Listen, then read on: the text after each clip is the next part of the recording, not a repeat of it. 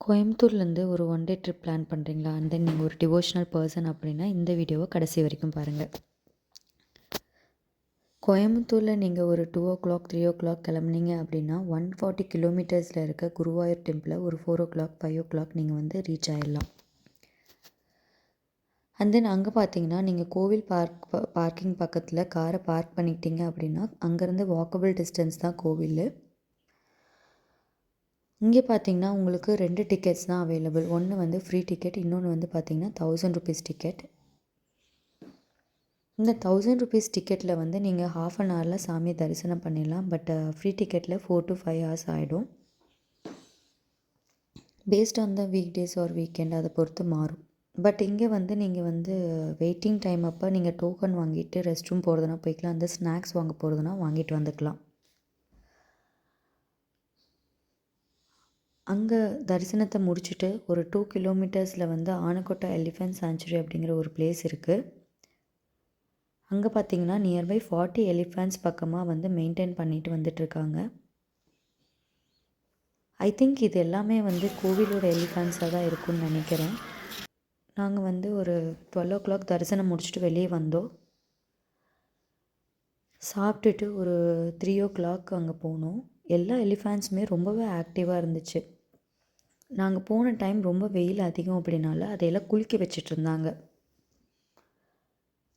நாங்கள் போனப்போ ஒரு எலிஃபெண்ட் மட்டும் ரொம்பவே நல்லா டான்ஸ் ஆடிட்டு இருந்துச்சு. ஐ திங்க் இதுக்கு வந்து ட்ரைனிங் கொடுத்து வச்சுருப்பாங்கன்னு நினைக்கிறேன். ரொம்ப நல்லா இருந்துச்சு அதை பார்க்க.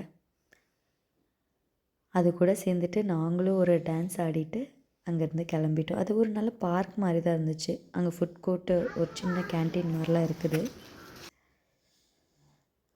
அண்ட் தென் அங்கேருந்து ஒரு 5:00 நாங்கள் கிளம்புனோம். பக்கத்தில் வந்து ஒரு 5 கிலோமீட்டர்ஸில் சவக்காடு பீச் இருக்குது.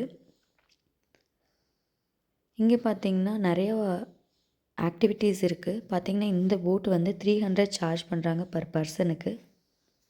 இது பார்த்திங்கன்னா 3 கிலோமீட்டர்ஸ் வந்து கடலுக்குள்ளே கூட்டிகிட்டு போயிட்டு வரும் நம்மளை. கிட்ஸ் வந்து ரொம்பவே நல்லா என்ஜாய் பண்ணுவாங்க. ஈவினிங் டைம் அப்படிங்கிறனால வெயில் அதிகமாக இல்லை.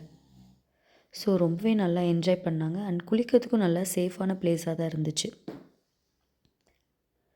ஃபஸ்ட் டைம் வந்து உப்பு தண்ணியில் விளையாடுறதுனால அவங்களுக்கு கொஞ்சம் டிஃப்ரெண்ட்டாக இருந்துச்சு. பட் இருந்தாலும் அவங்களுக்கு அது ரொம்ப பிடிச்சிருந்துச்சு. நல்லாவே என்ஜாய் பண்ணாங்க. தண்ணியும் அதிகமாக ஆழம் இல்லை. வேவ்ஸும் பார்த்திங்கன்னா உங்களுக்கு அதிகமாக பெரிய வேவ்ஸ் எல்லாம் வரல, மீடியமான வேவ்ஸ் தான் வந்துச்சு.